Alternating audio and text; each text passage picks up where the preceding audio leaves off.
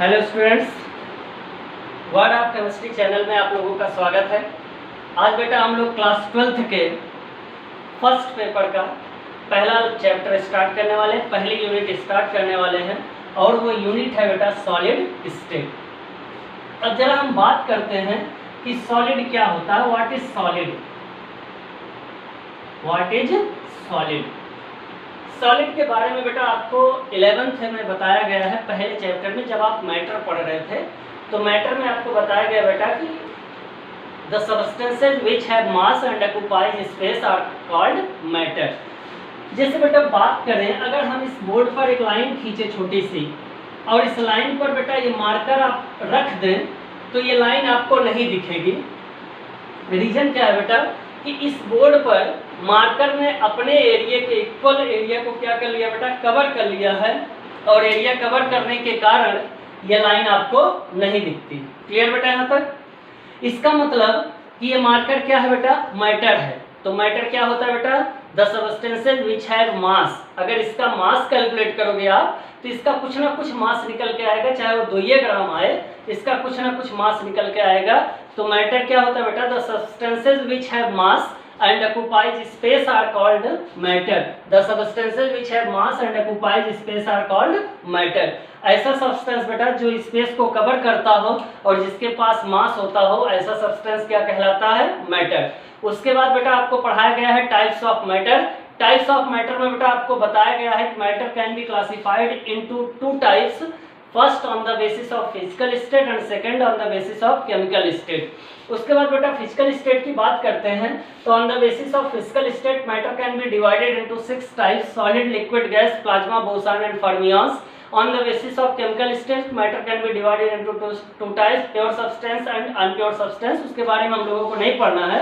हम सॉलिड की बात करते हैं बेटा कि सॉलिड क्या होता है। तो सॉलिड किसे कहते हैं हम ये जरा आपको बताते हैं। देखिए सॉलिड क्या है। जैसे बेटा ये कोई सब्सटेंस है, मुझे नहीं पता है कि ये क्या है, ये इसके बारे में अपने को नहीं पता है, बस देखते हैं कि सब्सटेंस क्या है।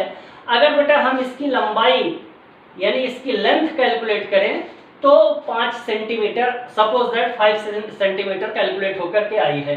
2-4 दिनों के बाद हम फिर से इसकी लेंथ कैलकुलेट करते हैं तो देखते हैं कि वो 5 सेंटीमीटर ही है।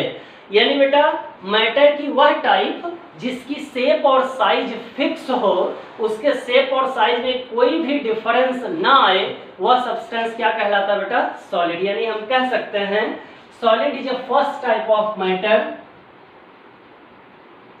Solid is first type of matter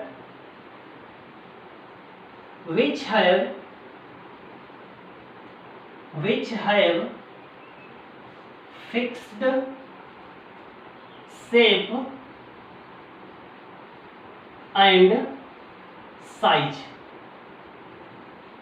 Which have fixed shape and size. Solid क्या होता है बेटा, solid is a first type of matter which have fixed shape and size. यानी सॉलिड जो है वो मैटर की पहली टाइप है जिसकी शेप और साइज क्या होती है बेटा, फिक्स होती है। ये आप पढ़ चुके हैं, इसको बहुत लिखने उठने की जरूरत नहीं है। जहाँ से हमको लिखना स्टार्ट करना, जहाँ से हमें सही से पढ़ना है वो हम आपको बताएंगे। उसके बाद बेटा हम बात कर लेते हैं प्रॉपर्टी ऑफ सॉलिड की। ऐसे जनरली देख लेते हैं, ये सब सारी चीजें आप पढ़ चुके हैं। प्रॉपर्टी ऑफ सॉलिड की बात करें बेटा तो उसमें आपको बताया गया है पहली प्रॉपर्टी क्या होती है कि इसकी शेप और साइज क्या होती है बेटा, फिक्स होती है। दूसरी प्रॉपर्टी आपको बताया गया बेटा कि the intermolecular force of attraction between the solid particles are greater. Solid particles के बीच जो इंटरमोलिकुलर फोर्स ऑफ अट्रैक्शन होता है बेटा वो बहुत ज्यादा होता है और इंटरमोलिकुलर डिस्टेंस बहुत कम होता है। दूसरा पॉइंट आपको क्या बताया गया बेटा, सॉलिड और रिजिड। यानी सॉलिड कैसे होते हैं, रिजिड होते हैं, हार्ड होते हैं। अगली प्रॉपर्टी आपको बताया गया बेटा कि इनकी जो डेंसिटी होती है वो बहुत ज्यादा होती है। यानी हमें कह सकते हैं इट हैव हाई डेंस। इनकी डेंसिटी क्या होती है बेटा, बहुत ज्यादा होती है। जो हमें मेन फैक्टर पढ़ना बेटा वो पढ़ना है types of solid. Types of solid हमें पढ़ना है कि टाइप्स ऑफ सॉलिड क्या होता है। हम जरा इसके बारे में पढ़ते हैं बेटा कि टाइप्स ऑफ सॉलिड क्या है।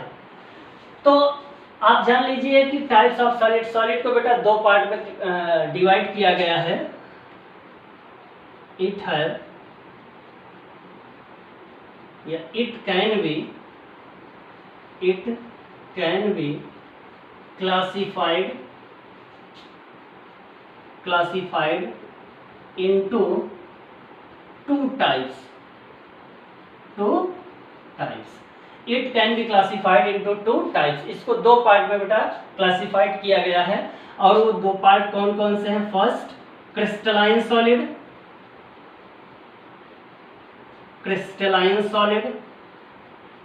एंड सेकंड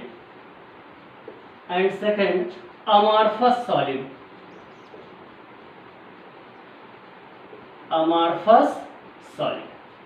पहला बेटा क्रिस्टलाइन सॉलिड और दूसरा क्या है बेटा? Amorphous solid. क्लियर बेटा यहाँ तक? कोई दिक्कत किसी को? चलिए अब एक एक के बारे में पढ़ते हैं बेटा कि क्या होता है क्रिस्टलाइन सॉलिड और क्या होता है अमॉर्फस सॉलिड। देखते हैं बेटा कि क्रिस्टलाइन सॉलिड क्या है। चलिए बात करते हैं बेटा हम लोग क्रिस्टलाइन सॉलिड की। सॉलिड जो पहला टाइप है बेटा वो है क्रिस्टलाइन सॉलिड।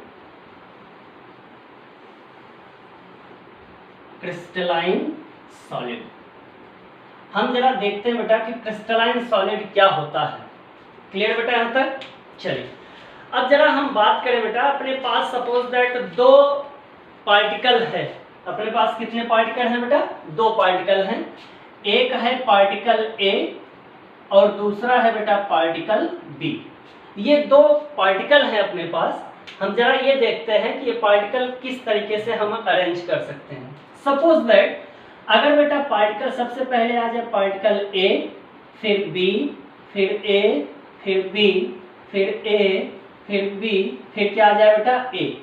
फिर ए के नीचे क्या आ जाए? B, A, B, A, B, A, B. फिर क्या आ जाए बेटा? ए, B, A, B, A, B और ए। सपोज दैट ये अपने पास बेटा पार्टिकल ये कोई सॉलिड बन करके तैयार हुआ है, जिसमें ए के बाद बी, बी के बाद ए के बाद बी, बी के बाद ए, यानी एक के बाद एक आता चला जा रहा है। तो यानी हम कह सकते हैं बेटा कि क्रिस्टलाइन सॉलिड ऐसे सॉलिड होते हैं जिनमें जो कॉन्स्टिट्यूएंट पार्टिकल्स होते हैं बेटा, उन कॉन्स्टिट्यूएंट पार्टिकल्स का जो अरेंजमेंट है वो रेगुलर होता है। क्लियर है? यानी हम कह सकते हैं कि क्रिस्टलाइन सॉलिड के जो बेटा पार्टिकल्स होते हैं, उनके पार्टिकल्स का जो अरेंजमेंट है वो एक रेगुलर पैटर्न में होता है। यानी हम कह सकते हैं कि इन क्रिस्टलाइन सॉलिड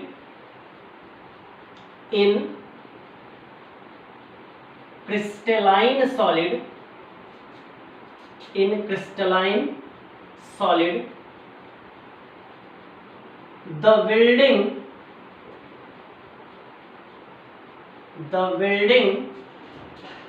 constituent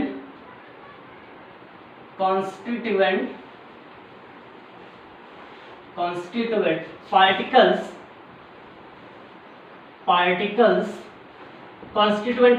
क्या हो सकते हैं बेटा? हो सकता है कि वो एटम हो सकता है कि वो आयन हो सकता है बेटा, हो सकता है कि वो मॉलिक्यूल हो। क्या हो बेटा? मॉलिक्यूल हो। The constituent particles are arranged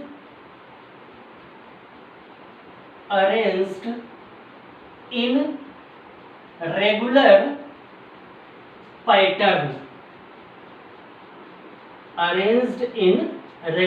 pattern, यानी कह सकते हैं बेटा in crystalline solid the building constituent particles are arranged in regular pattern.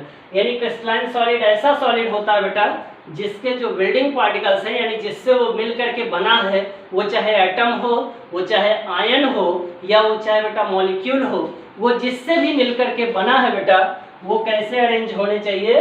Regular pattern में उनका अरेंजमेंट होना चाहिए। क्लियर बेटा यहाँ तक? किसी को कोई दिक्कत? चलिए अब जरा हम बात कर लेते हैं बेटा प्रॉपर्टी ऑफ क्रिस्टलाइन सॉलिड की।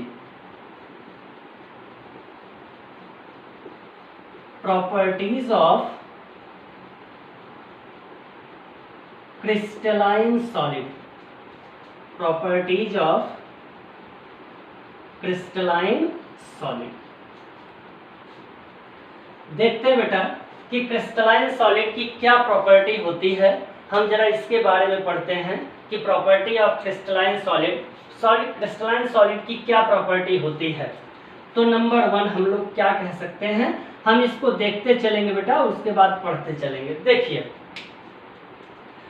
अगर हम इस अरेंजमेंट की बात करें बेटा, तो A के बाद B, B के बाद A के बाद B, B के बाद A, ऐसे करके और सारे पार्टिकल यहाँ आते जाएंगे, यानी इनका जो अरेंजमेंट है वो लंबा होता जाएगा।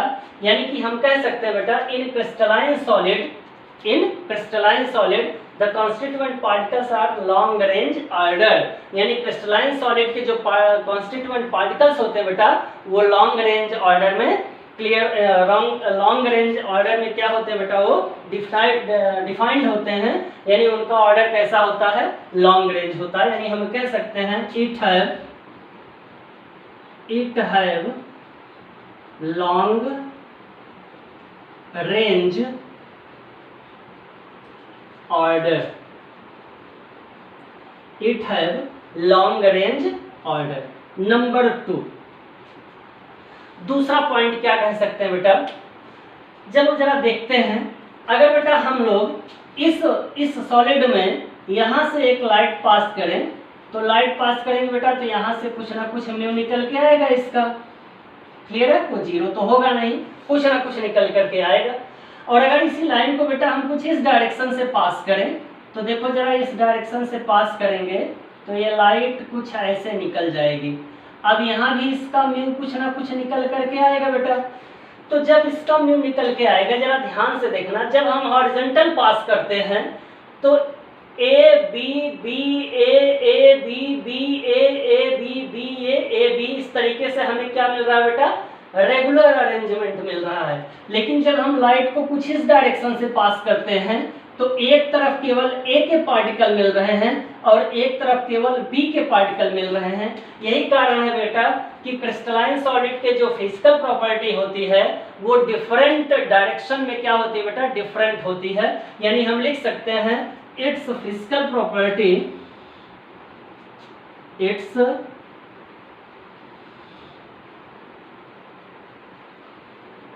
Physical property, its physical property is different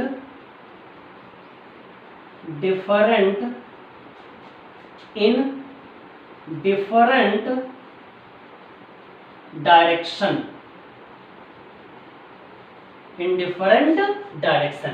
different direction में इनकी फिजिकल प्रॉपर्टी क्या होती है बेटा, डिफरेंट होती है। नेक्स्ट टॉपिक की बात करें, और हम क्या कह सकते हैं क्रिस्टलाइन सॉलिड में, हम कैसे पहचानेंगे कि कोई क्रिस्टलाइन सॉलिड है। तो जो इनकी जो बेटा मेल्टिंग पॉइंट होती है, इनकी जो मेल्टिंग पॉइंट होती है वो फिक्स होती है। इनकी मेल्टिंग पॉइंट क्या होती है, फिक्स होती है और शॉर्ट मेल्टिंग पॉइंट होती है। इट हैव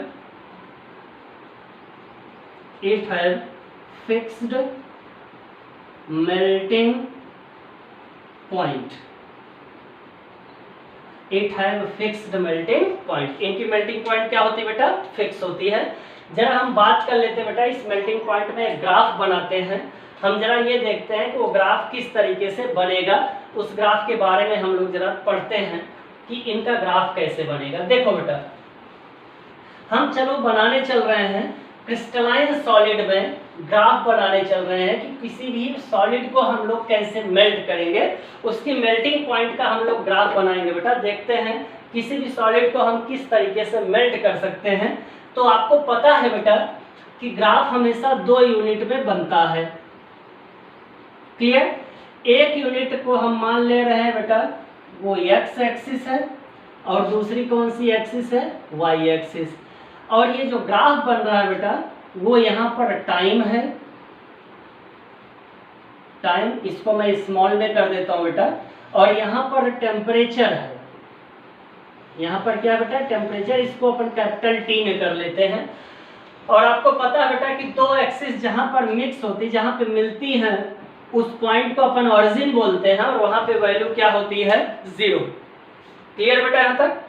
चलिए अब जरा हम ये देखते हैं बेटा कि किसी भी सॉलिड को अपने को मेल्ट करना है और उस सॉलिड को मेल्ट करेंगे तो जाहिर सी बात है बेटा सॉलिड तब तक मेल्ट नहीं होगा जब तक कि हम उसका टेम्परेचर नहीं बढ़ाएंगे। क्लियर है? यहाँ तक हम उसका टेम्परेचर बढ़ाते जाएंगे बेटा वो सॉलिड क्या होता जाएगा, मेल्ट होता जाएगा। क्लियर है? लेकिन आपको बताया गया कि इनकी जो मेल्टिंग पॉइंट होती है बेटा वो फिक्स होती है। तो जैसे बात करें अपने पास ये कोई सॉलिड है मान लेते हैं बेटा, तो हर सब्सटेंस का अपना एक टेम्परेचर होता है, उस टेम्परेचर को हम रूम टेम्परेचर एज्यूम कर ले रहे हैं बेटा कि वो रूम टेम्परेचर पर है। जाहिर सी बात है उसका टेम्परेचर 0 नहीं है, वो रूम टेम्परेचर पे है बेटा, तो टेम्परेचर कुछ यहाँ पर सपोज कर ले रहे हैं, तो टेम्परेचर कुछ यहाँ पर है। क्लियर बेटा यहाँ तक? चलिए अब हम लोग उस सॉलिड का, उस मैटर का, उस सॉलिड का क्या करेंगे बेटा, टेम्परेचर बढ़ाएंगे। टेम्परेचर बढ़ाएंगे तो टाइम भी बढ़ेगा, जैसे जैसे टाइम बढ़ता जाएगा टेम्परेचर बढ़ता जाएगा, यानी ये जो ग्राफ है बेटा वो कुछ ऐसे ऊपर उठता जाएगा और एक पॉइंट पर जा करके वो ग्राफ क्या हो जाएगा बेटा, रुक जाएगा। मान लेते हैं कि ये किसी पॉइंट ए से स्टार्ट हुआ और किसी पॉइंट बी पर जा करके ये ग्राफ रुक गया। क्लियर बेटा? अब आप कहोगे सर कि ये ग्राफ यहाँ पर रुक क्यों गया, कारण क्या है, ये ग्राफ सीधा क्यों नहीं जा रहा, रीजन ऐसा क्या है कि ग्राफ रुक रहा है। तो हम इस ग्राफ की बात करें तो बेटा आपको बताया गया है कि जो सॉलिड होते हैं, जो क्रिस्टलाइन सॉलिड होते हैं बेटा, इनकी जो मेल्टिंग पॉइंट होती है वो फिक्स होती है। और मेल्टिंग पॉइंट फिक्स होने का मतलब ये हुआ बेटा कि सपोज दैट अगर इस ये जो मैटर है अपने हाथ में, मान लो कि इसकी मेल्टिंग पॉइंट 20 डिग्री सेल्सियस है, तो इस पॉइंट का temperature suppose that 10 degree Celsius है और इस पॉइंट का टेम्परेचर 20 डिग्री सेल्सियस है, तो बेटा ये तब तक नहीं मेल्ट होगा जब तक कि इस पूरे सब्सटेंस का टेम्परेचर कितना ना हो जाए, 20 डिग्री सेल्सियस। जब ये पूरे सब्सटेंस का टेम्परेचर 20 डिग्री सेल्सियस हो जाएगा तब वो सब्सटेंस क्या हो जाएगा, वो सॉलिड को, क्रिस्टलाइन सॉलिड क्या हो जाएगा बेटा, मेल्ट कर जाएगा। तो इसीलिए ग्राफ यहाँ से यहाँ तक बढ़ा और रुक गया। बढ़ने का मतलब ये हुआ बेटा कि अगर हम इसको यहाँ से इस पॉइंट से मिला लें तो जरा किसी भी पॉइंट से मिला करके देखो तो ये पॉइंट यहाँ आ जाएगा, ये यहाँ आ जाएगा, फिर इसको मिलाओगे बेटा ये यहाँ आ जाएगा और ये कहाँ आ जाएगा, यहाँ पर आ जाएगा। यानी जैसे जैसे टाइम बढ़ता जाएगा उसका टेम्परेचर भी क्या होता जाएगा बेटा, बढ़ता जाएगा। लेकिन अब हम बात करें कि अगर ग्राफ यहीं रुक जाएगा तो फिर इसके बाद क्या होगा, जाहिर सी बात है बेटा अब क्या हो जाएगा कि ये जो ग्राफ है बेटा वो पूरी तरह से कांस्टेंट हो जाएगा और किसी पॉइंट सी पर पहुंचेगा। क्लियर है यहाँ तक? अब आप सोचोगे कि ये जो हम टेम्परेचर जब हम बढ़ा रहे हैं तो ग्राफ कांस्टेंट क्यों हो रहा है, तो उसका रीजन ये है बेटा कि ये जो टेम्परेचर आप बढ़ा रहे हो उसके सभी पार्टिकल्स के टेम्परेचर को इक्वल करने के लिए वो टेम्परेचर यूज हो रहा है और उसी टेम्परेचर को हम लोग कहते हैं लेटेंट हीट। फिर उसके बाद बेटा जब सभी पार्टिकल का टेम्परेचर कांस्टेंट हो जाएगा, इक्वल हो जाएगा, तब ये ग्राफ फिर ऊपर बढ़ना स्टार्ट होगा और ये पॉइंट किसी पॉइंट डी पर पहुंचेगा। ये पॉइंट कहलाएगा बेटा लिक्विड फेज, यानी ये पॉइंट हुआ सॉलिड, ए से बी तक क्या होगा बेटा, सॉलिड, टेम्परेचर बढ़ेगा। फिर बी से सी तक क्या होगा बेटा, टेम्परेचर कांस्टेंट। किसी पार्टिकल का हो सकता है टेम्परेचर जैसे 20 पे मेल्ट करना है तो उसमें से किसी पार्टिकल का टेम्परेचर 20 हो गया, किसी पार्टिकल का टेम्परेचर 10 है, तो जब तक सबका टेम्परेचर 20 नहीं होगा तब तक वो मेल्ट नहीं होगा। तो यहाँ से यहाँ तक का पार्टिकल हम मान लेते हैं बेटा कि ये सॉलिड भी है और इसमें क्या है, लिक्विड भी है। क्लियर बेटा यहाँ तक? लेकिन सी से डी जब जाएंगे तो ये क्या हो जाएगा बेटा, प्योरली लिक्विड हो जाएगा। बता बेटा ग्राफ समझ में आ गया सबको यहाँ तक? क्लियर है? किसी को कोई दिक्कत? चलिए अब जरा हम इसी का उल्टा बनाते हैं कि किसी लिक्विड को अगर हमें सॉलिड फेज में लाना है तो देखते हैं कि वो लिक्विड से सॉलिड फेज में कैसे आएगा। चल बेटा बात करते हैं लिक्विड को सॉलिड में लेकर के आने की। तो इस ग्राफ को जरा देखते हैं कि अब ग्राफ कैसे बनेगा। अब अगर हम इस ग्राफ के बनने की बात करें बेटा, देखो तो जाहिर सी बात है लिक्विड से आप सॉलिड में लेकर के आओगे बेटा तो उसका टेम्परेचर क्या करोगे, घटाओगे, उसका टेम्परेचर डिक्रीज करोगे। और जब टेम्परेचर डिक्रीज होता जाएगा तो वो जाहिर सी बात है वो लिक्विड से किस में आ जाएगा, सॉलिड में आ जाएगा। तो मान लेते हैं बेटा कोई सब्सटेंस है, कुछ यहाँ पर है उसका टेम्परेचर, इसका टेम्परेचर डिक्रीज करेंगे तो डिक्रीज करते हुए चले आते हैं, कुछ यहाँ तक डिक्रीज हुआ बेटा, फिर उसके बाद क्या हो जाएगा, टेम्परेचर कांस्टेंट हो जाएगा, फिर क्या करेगा बेटा, डिक्रीज हो जाएगा। यानी ये पॉइंट ए, ये पॉइंट बी, ये पॉइंट सी और ये पॉइंट क्या हो जाएगा बेटा, डी। और यहाँ से यहाँ तक क्या होगा, लिक्विड। ये क्या होगा बेटा, लिक्विड प्लस सॉलिड। और ये क्या होगा बेटा, ओनली सॉलिड। क्लियर है यहाँ तक? मतलब हुआ क्या है बेटा, कोई एक लिक्विड पार्टिकल था, उसका हमने टेम्परेचर घटाया, वो टेम्परेचर घटता गया। क्लियर है? अब वो लिक्विड पूरी तरह से सॉलिड में बेटा तब तक नहीं चेंज होगा जब तक कि उसके सभी पार्टिकल का टेम्परेचर क्या हो जाए, सेम ना हो जाए। जब वो सेम हो जाएगा तो वो क्या हो जाएगा बेटा, सॉलिड फेज में आ जाएगा। क्लियर है यहाँ तक सबको? किसी को कोई दिक्कत? चलिए अब जरा हम बात कर लेते हैं बेटा अमॉर्फस सॉलिड की, कि देखते हैं कि अमॉर्फस सॉलिड क्या होते हैं। चलो अमॉर्फस सॉलिड की बात करते हैं।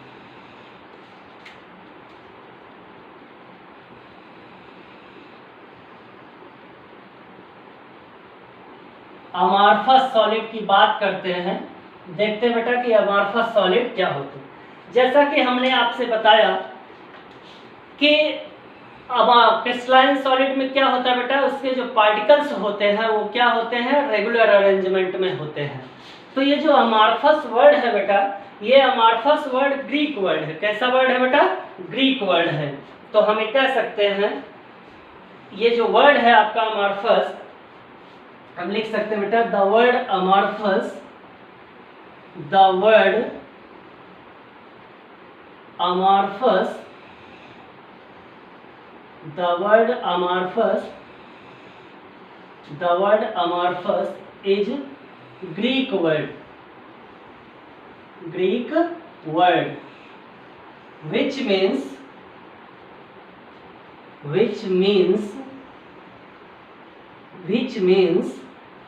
shapeless, shapeless, shapeless। इसका मतलब क्या होता है बेटा, शेपलेस होता है, यानी जिसका कोई शेप ना। क्लियर बेटा यहां तक? आगे क्या कह सकते हैं, in amorphous solid, in amorphous solid,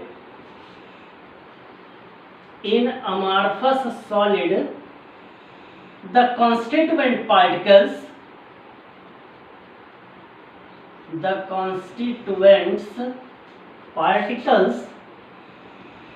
constituent particles are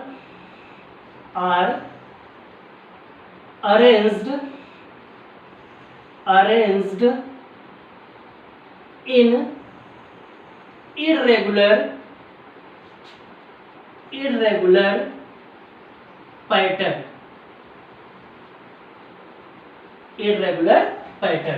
इनका जो पैटर्न होता है बेटा वो कैसा होता है, इर्रेगुलर होता है, यानी कि इनके पैटर्न रेगुलर नहीं होते हैं। जैसे बात करें बेटा हम लोग, तो अपने पास दो पार्टिकल है, एक पार्टिकल ए है, एक पार्टिकल बी है। और ए और बी की बात करें बेटा, तो पहला पार्टिकल आ जाए ए के बाद बी, बी के बाद ए के बाद बी, फिर आ जाए बेटा बी, फिर आ जाए बी, फिर ए, उसके बाद बी बी बी ए और बी, फिर आ जाए बेटा बी नहीं यार, फिर ए बी और बी। यानी इसमें कुछ भी चल रहा है बेटा, कुछ भी चल रहा है, कोई भी पार्टिकल कहीं भी आ सकता है। पूरी तरीके से निकम्मे हैं, अपने फैमिली के सबसे निकम्मे इंसान हैं, ये कहीं भी जाकर के बैठ सकते हैं। इनका कोई रेगुलर अरेंजमेंट है नहीं है, सबके फोर्स ऑफ अट्रैक्शन से पूरी तरह से फ्री हैं, यानी इनका कोनो मतलब नहीं है, कहीं भी उठ बैठ सकते हैं। तो अगर ऐसा अरेंजमेंट आ जाएगा तो इस अरेंजमेंट को हम लोग क्या बोलेंगे बेटा, इर्रेगुलर अरेंजमेंट। और अमॉर्फस सॉलिड कैसा होता है बेटा, इर्रेगुलर अरेंजमेंट का होता है। बात करें हम यहाँ पर इसकी प्रॉपर्टी की, तो इसके प्रॉपर्टी की अगर बात करें बेटा, properties of amorphous solid, properties of amorphous solid. Amorphous solid की प्रॉपर्टी की बात करें बेटा कि इसकी क्या प्रॉपर्टी होती है, तो चलिए जरा देखते हैं। तो इसकी जो बॉइलिंग पॉइंट होती है, पहला पॉइंट बेटा, इसकी जो बॉइलिंग पॉइंट होती है वो फिक्स नहीं होती है। इसकी boiling point number 1, it have not fixed boiling melting point. इसकी जो मेल्टिंग पॉइंट होती बेटा वो फिक्स नहीं होती। क्लियर है। Number 2, it have short range order. It have short range order. इसका जो ऑर्डर होता है बेटा वो शॉर्ट होता है, यानी जरूरी नहीं कि इसके बाद कोई पार्टिकल हो सकता वहीं पर उसका पार्टिकल एंडिंग पार्टिकल हो। तीसरा पॉइंट क्या कह सकते हैं बेटा, तीसरा पॉइंट हम लोग पढ़ सकते हैं कि its physical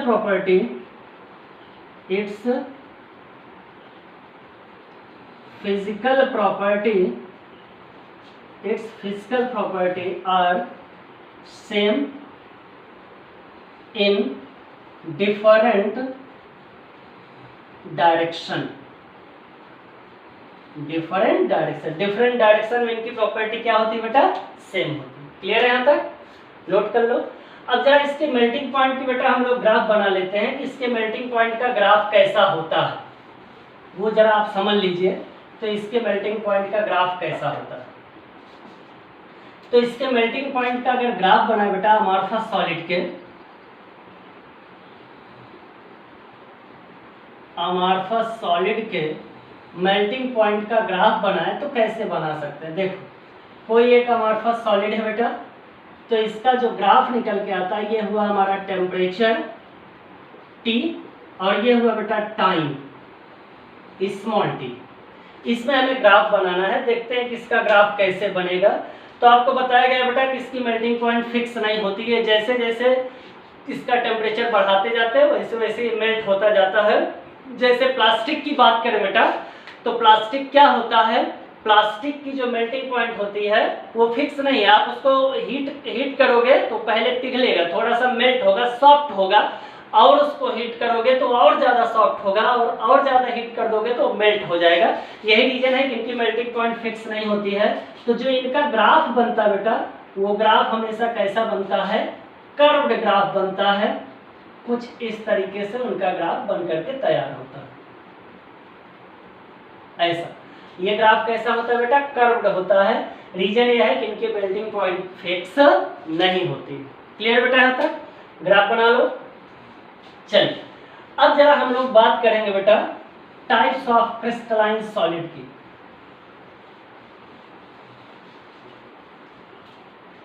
types of crystalline solid, types of crystalline solid. Crystalline solid के टाइप्स की बात करते हैं बेटा। क्रिस्टलाइन सॉलिड को कितने टाइप्स में डिवाइड किया गया है, तो याद रखिए बेटा ये 4 टाइप्स में डिवाइड किया गया है। पहला है आयनिक सॉलिड, दूसरा है मॉलिक्यूलर सॉलिड, तीसरा बेटा कोवैलेंट और नेटवर्क सॉलिड, और चौथा है आपका मेटेलिक सॉलिड। तो इसके बारे में बेटा हम लोग कल पढ़ते हैं। आज की क्लास केवल यहीं तक। कल हम लोग नेक्स्ट क्लास स्टार्ट करेंगे बेटा, अगला लेक्चर स्टार्ट करेंगे और उसमें हम लोग देखेंगे कि classification of crystalline solid. Crystalline solid का क्लासिफिकेशन कैसे होता है, कि आयनिक सॉलिड क्या है, मॉलिक्यूलर सॉलिड क्या है, और कोवैलेंट सॉलिड क्या होता है, और मेटेलिक सॉलिड क्या होता है। इनके बारे में बेटा डिस्कस करेंगे। बहुत ही अच्छा टॉपिक है और बहुत बार पूछा भी गया है, तो इसके बारे में डिस्कशन हम लोग बेटा कल करते हैं। तो आज की क्लास यहीं तक और बाकी की लेक्चर्स बेटा कल स्टार्ट करते हैं।